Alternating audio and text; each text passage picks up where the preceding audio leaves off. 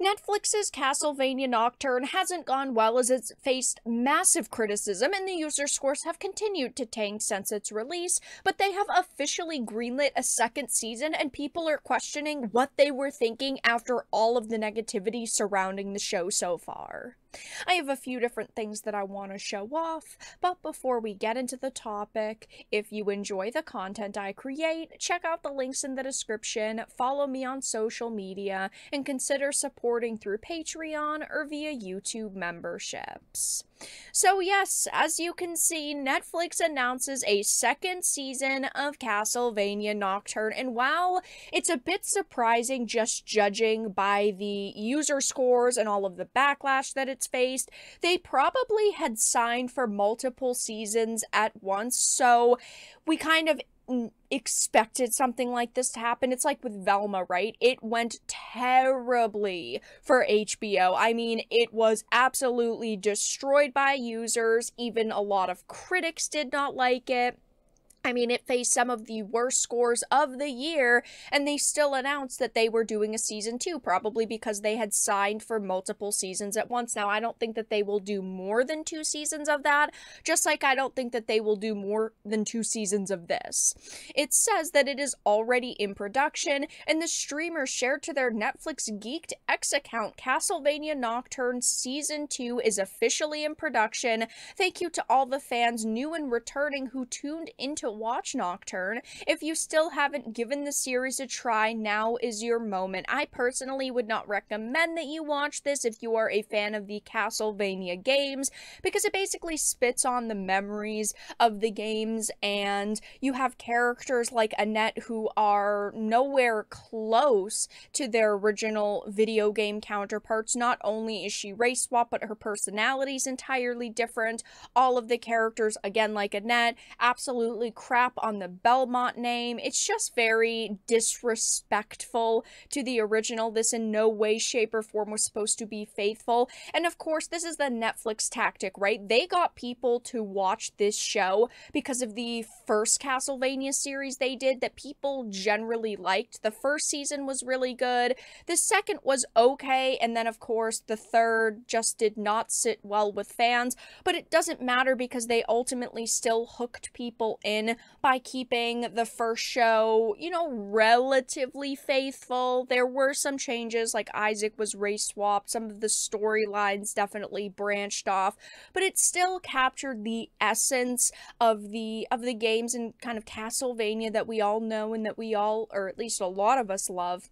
But this show is different from what we love, even down to the setting. This series takes place during the French Revolution, which they purposefully used as a backdrop to be able to push modern-day narratives around race and feminism. Even though these topics were a problem in that era, it's a mirror of the modern-day politics that Hollywood puts into shows and movies today. And obviously, people don't like all of this, judging by the awful user scores. Plus, on posts on the official Twitter account, people are voicing how unhappy they are.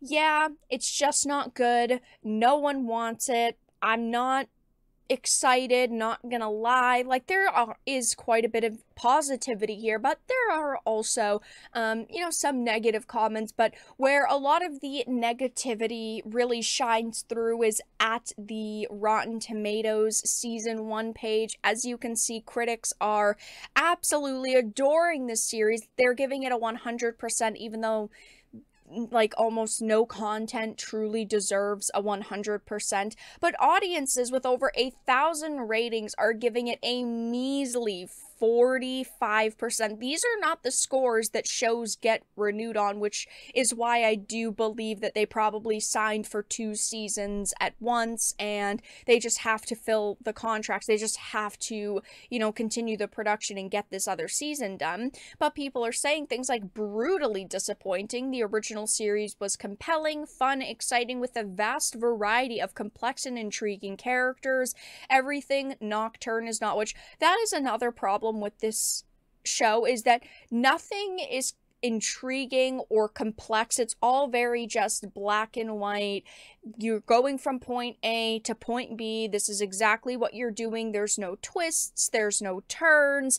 If there's a twist, you can see it a mile away, and the characters are just kind of cardboard cutouts. They don't really have a lot going for them. I just do not see a good show here. There are some people saying things like, yeah, it was great, the animation and the soundtrack were top notch, you know, it was awesome. And I'm glad that there are people that like it, but it does not deserve the praise that some people are giving it. Really wanted to like this series, but it deviated too much from the source in too many ways. The writers went out of their way to try and ruin Belmont and uplift their OOC characters. Where is Dracula? Where is the castle? What is the point of purchasing expensive IP if the writers don't respect the source material? Again, that's what they tried to do at the start with the Castlevania, with the first show. They did try to make it, you know, respect the source material just enough that people would be like, wow, this feels like Castlevania, and that there wouldn't be too many criticisms from video game fans. And then as the seasons have gone on, the quality has declined, and those narratives that the writers want to push really have started to shine through.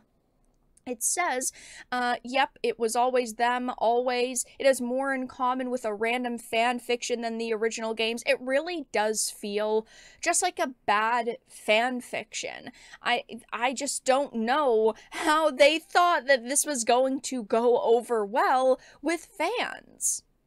And of course, we don't know what season 2 is going to entail. There's a lot of questions that are up in the air right now, but I have a sneaking suspicion that it's not going to get any better, just judging by the way that, you know, designers and producers on this project have responded to the backlash. This happened a couple weeks ago, but it's still relevant. The Castlevania Nocturne supervising designer Steve Stark had stood by Annette's race swapping, saying, go complain about something that matters. They completely disregarded the fact that people were just criticizing the fact that they're race swapping characters, and it's not just a race swap with Annette, it's like an entire character redesign, because she looks different, but she also acts different. Her personality's different. It just isn't Annette in any way, shape, or form.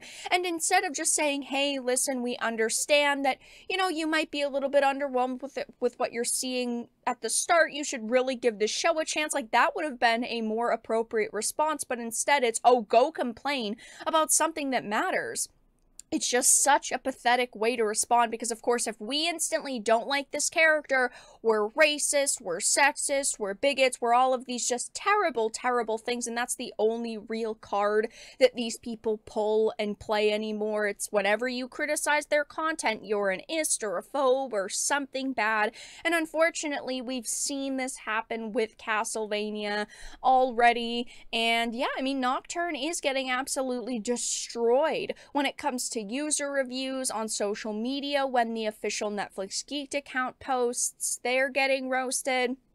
And overall, this situation just isn't very good for Netflix. I don't think that we are going to see a lot of hype surrounding Nocturne Season 2, just judging by how poorly the first season has gone. We have no idea when it's going to come out, or again, what the story is going to entail, but I just don't think it's going to go very well for Netflix. But that's all that I really had to discuss in this video. Let everyone know your thoughts in the comment section down below. If you enjoyed this, make sure to give it a like, share it, and subscribe to the channel. And of course, if you didn't, make sure to give it a dislike. I appreciate your support either way, but I will talk to you all again in the next video really soon.